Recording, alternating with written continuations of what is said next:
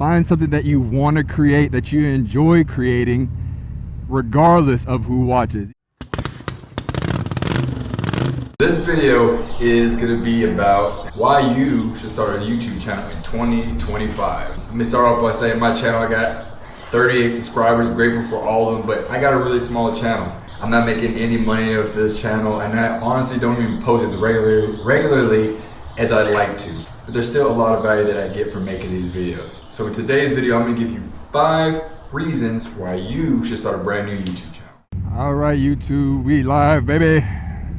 And let's get right into this. 5 reasons why you should start a YouTube in 2025.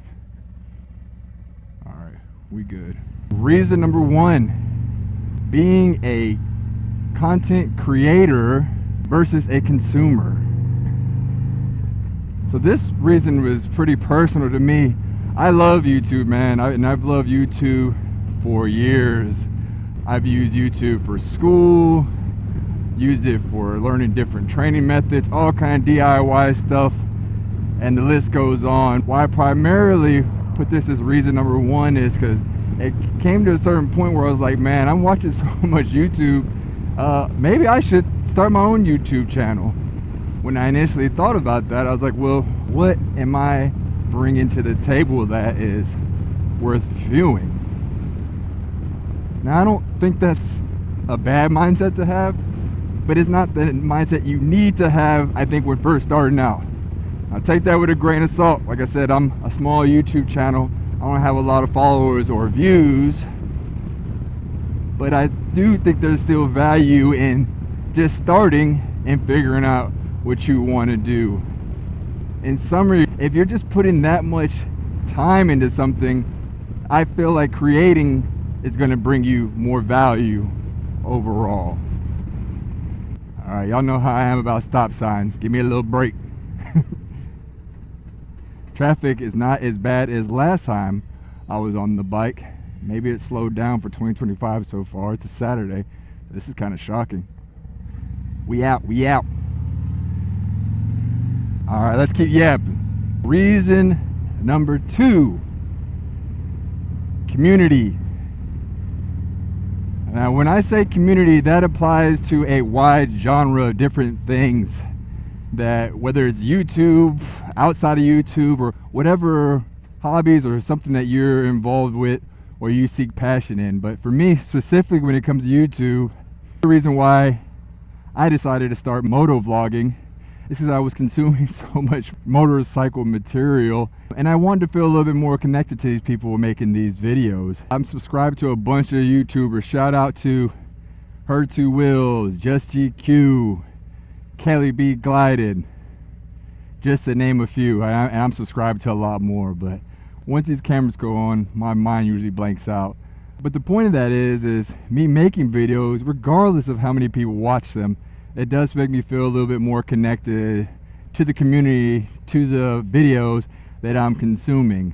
And then even outside of just the videos that I'm consuming, the few people that do watch, like, and comment on my videos, I feel connected to them as well. YouTube is actually the only form of social media that I think has a social aspect to it, or at least a social aspect that I'm willing to participate in.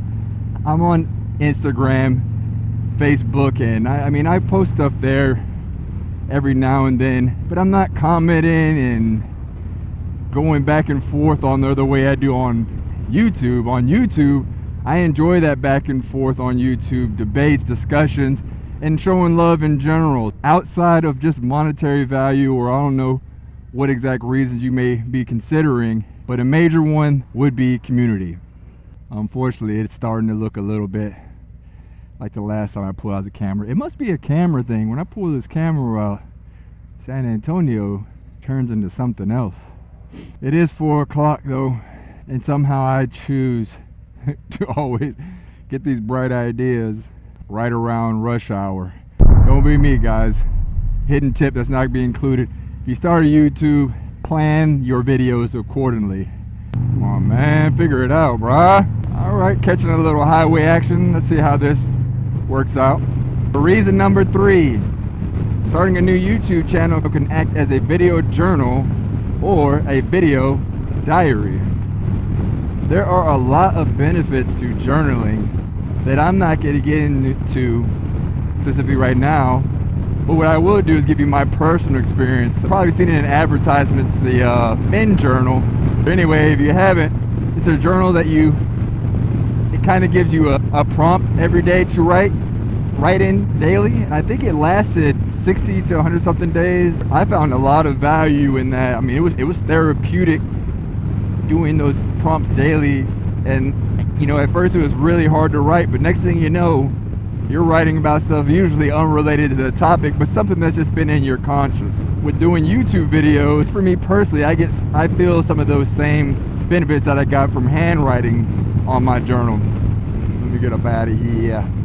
All right, let's keep going. Traffic's kind of chill. San Antonio chill. Reason number 4, skill set.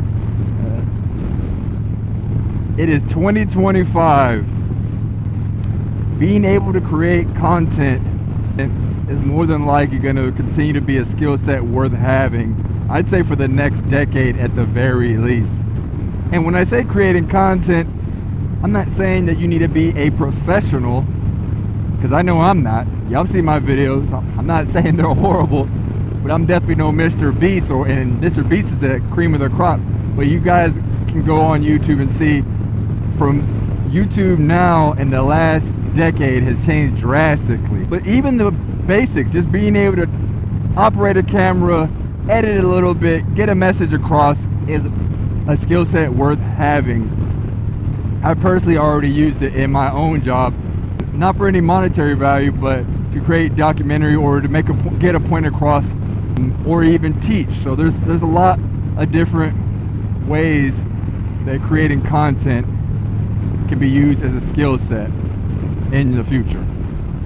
Had to get off the highway and turn into madness. Reason number 5 of starting a YouTube channel, and this is probably my favorite reason, is, man, starting a YouTube channel is like making a time machine.